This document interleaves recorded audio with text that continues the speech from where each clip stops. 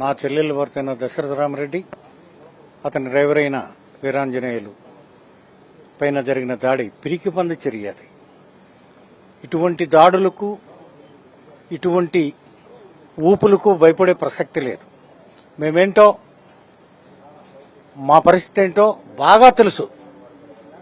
ఈ దాడులు చేసిన వారికి ఇటువంటి దాడులు చేసినంత మాత్రాన రానున్న మున్సిపాలిటీ ఎలక్షన్లో ఎన్నికం చేస్తారు, మున్సిపాలిటీ ఎలక్షన్ చేసేవాళ్ళు ఉండరు అనుకోవడం మీ భ్రమ. మా తుది రక్తప బిందువు వరకు వయస్సు కుటుంబం కోసం ఎన్ని కష్టాలు వచ్చినా, ఎన్ని నిష్ఠూరాలు వచ్చినా మేము తట్టుకొని నిలబడగలం. మా విశ్వరూపం దాల్చిన రోజు మీరు తట్టుకోలేరు. మీరు మీ పరిస్థితి ఒక్కపారి ఆలోచించుకోండి. నిరాయుధుణ్ణి, ఎవరూ లేకుండా ఇద్దరు వ్యక్తుల మీద 300 మంది వచ్చి దాడి చేయడం, అది మగవాడి చర్య, ఆడదాని చర్యగా భావిస్తున్నాను నేను.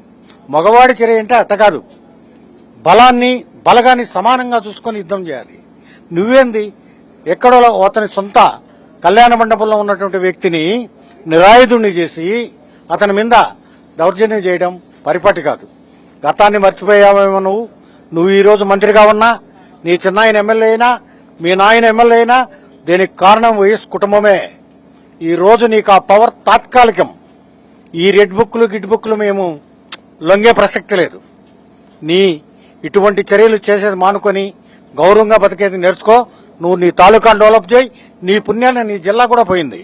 నువ్వు మంత్రి అవ్వడం, జిల్లా పోవడం, నీ వల్ల రాయచోటికి నష్టం తప్ప లాభం జరగదు. నువ్వు మాపై దాడి చేసి ఏదో తెలియనట్టు నటన చేస్తే నటనకు ప్రతీకారం తప్పకుండా ఉంటుంది.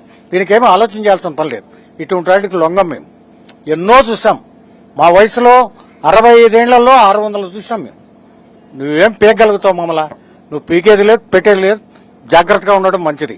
ఇట్లాంటి చర్యలకు పాల్పడుకుంటే ప్రతీకార చర్య తప్పకుండా ఉంటుంది.